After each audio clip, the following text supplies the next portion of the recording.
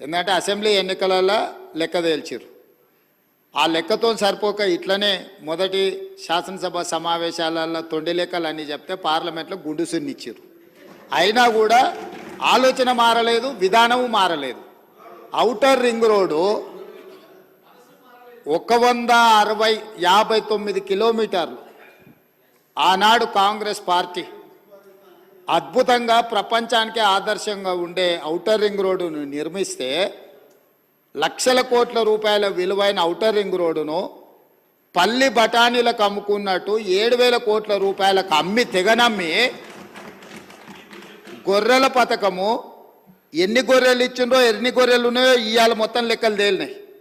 గొర్రెల మీద ఏసీ బోళ్ళు ఊరికి అట్లా మీద ఇట్లా తడిమి చూస్తే ఆల్రెడీ 700 కోట్లు గొర్రెల పేరు మీద దిగమింగినరని చెప్పి ఈరోజు రిపోర్ట్స్ వచ్చినాయి.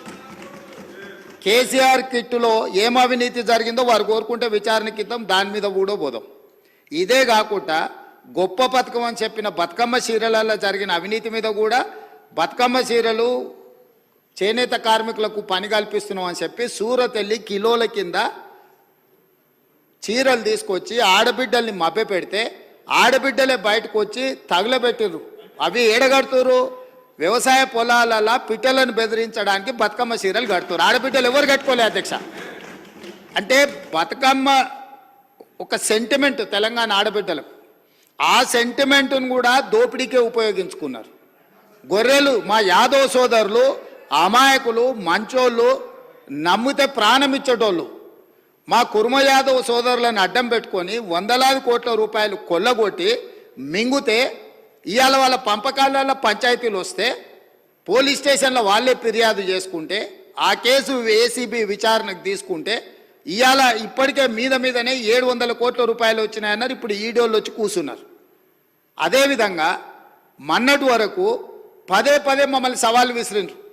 ఏమని? అసలు కాళేశ్వరం మీద మేము పెట్టిందే 80,000 కోట్లు, కాళేశ్వరం ప్రాజెక్టే 80,000 కోట్లు అయితే 1,00,000 కోట్ల రూపాయల అవినీతి ఎట్లా జరిగింది? రాహుల్ గాంధీ గారు లీడర్ కాదు రీడరు అని ఇట్లాంటి మాటలు వీళ్ళే మాట్లాడారు. ఇప్పుడేమంటుండు? ఇప్పటి వరకు మేము 94,000 కోట్ల రూపాయలు కాళేశ్వరం ఖర్చు పెట్టినామంటున్నాడు. నిన్నటికి నిన్న పోయి చూసిర్రు ఎట్లా కూలిందో, ఇంకేమైనా మిగిలిందా లేదా అని. ఇవాళ ఇన్ని తప్పిదాలు చేసి ఉన్నాయని నమ్మి రంగారెడ్డి జిల్లాలో తమ రంగారెడ్డి జిల్లా నుంచి రిప్రజెంట్ చేస్తున్నారు అధ్యక్ష.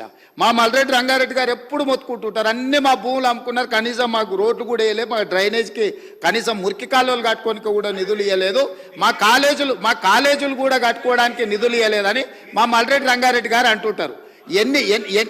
ఎన్ని వేల కోట్ల రూపాయల భూములు అమ్మినరో ఇవాళ లెక్క తీద్దాం అధ్యక్ష. ఇవాళ అప్పుల లెక్క ఏదైతే చెప్తుండో అమ్ముకున్న లెక్కలు చెప్తలేడు.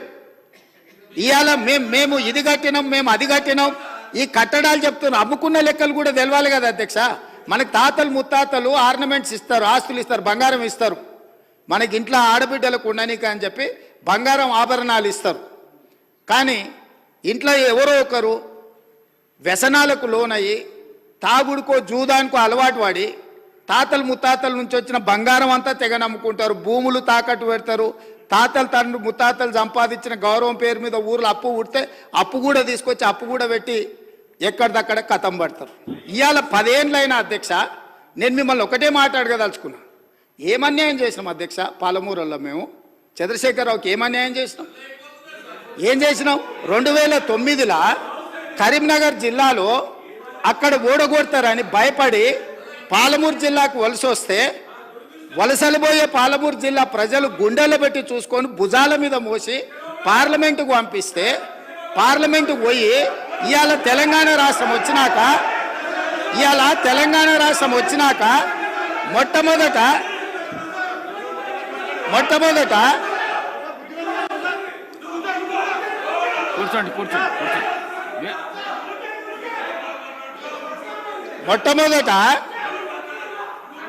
ఆనాడు ఆదరించి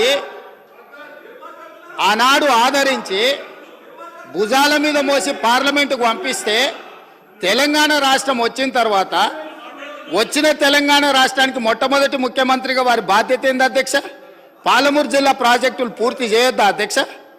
ఈ రోజు కూడా ఉమ్మడి రాష్ట్రంలో ఏ అన్యాయం ఏ నిర్లక్ష్యానికి పాలమూరు జిల్లా గురైందో మా తట్ట పని పార పని వలస బతుకులు ఎట్లున్నాయో బీఆర్ఎస్ పార్టీ అధికారంలోకి వచ్చిన 10 ఏళ్లలో అంతకంటే దారుణంగా తయారైనవి.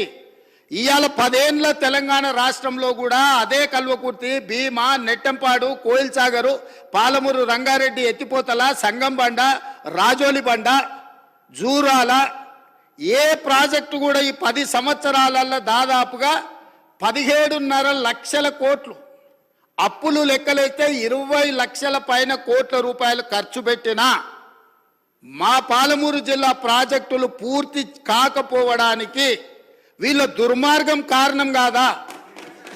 ఈరోజు రంగారెడ్డి జిల్లా ఆనాడు మీరు కానీ అక్కడ కూర్చున్న వాళ్ళు కానీ రాజశేఖర రెడ్డి గారిని ఒప్పించి ప్రాణహితలో ప్రారంభమయ్యే ప్రాజెక్టును చేవెళ్లకు తీసుకొచ్చి చేవెళ్లలో శిలాఫలకం వేపించి చేవెళ్ల ప్రాంతంలో రంగారెడ్డి జిల్లాలో 1000 కోట్ల రూపాయలు ఖర్చు పెట్టిన ప్రాజెక్టులను రంగారెడ్డి జిల్లాను ఎడారిగా మార్చడానికి మెదక్ జిల్లా వరకు నియంత్రించి ఇవాళ 3000 టీఎంసీలు గోదావరి జలాలు సముద్రంలో కలుస్తుంటే సముద్రంలోనైనా గోదావరి జలాలు కలవాలి కానీ చేవెళ్ళకు కానీ వికారాబాద్ కానీ తాండూరు కానీ పరిగికి కానీ కొడంగల్కు కానీ గోదావరి జలాలు ఇవ్వద్దని కుట్ర చేసి ఇదే ఈ రోజు అక్కడ కూర్చున్నోళ్ళు ఆ ఎల్ల అర్ధాంతరంగా అసంపూర్తిగా ఆపిన పనులను పరిశీలించడానికి మనం పోలేదా అధ్యక్ష? చేవెళ్ళ చౌరస్తలో శిలాఫలకం ముందర మనం నిరసన తెలపలేదా అధ్యక్ష? ఏం పాపం చేసింది అధ్యక్ష రంగారెడ్డి జిల్లా? రంగారెడ్డి జిల్లాలో భూములు అమ్ముకుంటారు, రంగారెడ్డి జిల్లాలో ఉన్న ఆస్తులు అమ్ముకుంటారు. ఇవాళ చేవెళ్ళ ప్రాజెక్టును మొత్తం నిర్వీర్యం చేసి ఇంకా సిగ్గు లేకుండా ఈడికొచ్చి మేము వెలుగబెట్టినామని ఇవాళ ఈడికొచ్చి మాటలు చెప్తుండ్రా? కాంగ్రెస్ పార్టీకి పోయినసారి 19 మంది ఎమ్మెల్యేలు ఉంటే 5 మంది 6 మంది అని ఎట్లా లెక్కలు చెప్తాడు అధ్యక్ష?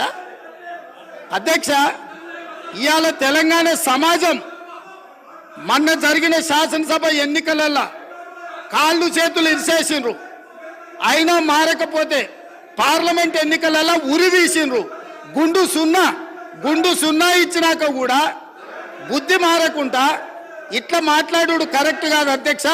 విద్యుత్తు మీద కూడా నేను మా మంత్రివర్యులు చెప్తారు, విద్యుత్తులో కేంద్ర ప్రభుత్వాన్ని మేము ఏదో పోరాటాలు చేసినామని తప్పుడు ఒప్పందాలు ఏమేం చేసిండ్రో మీటర్లు పెట్టడానికి ఒప్పుకున్న అనుమతులు ఏంటో అన్ని లెక్కలు తీసి ఇదే సభలు పెట్టి అడుగుతాము.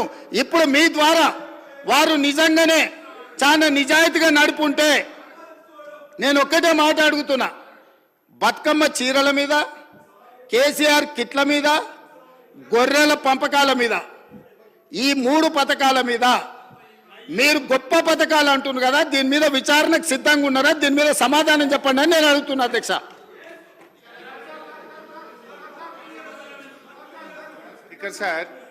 సార్ ఇప్పుడు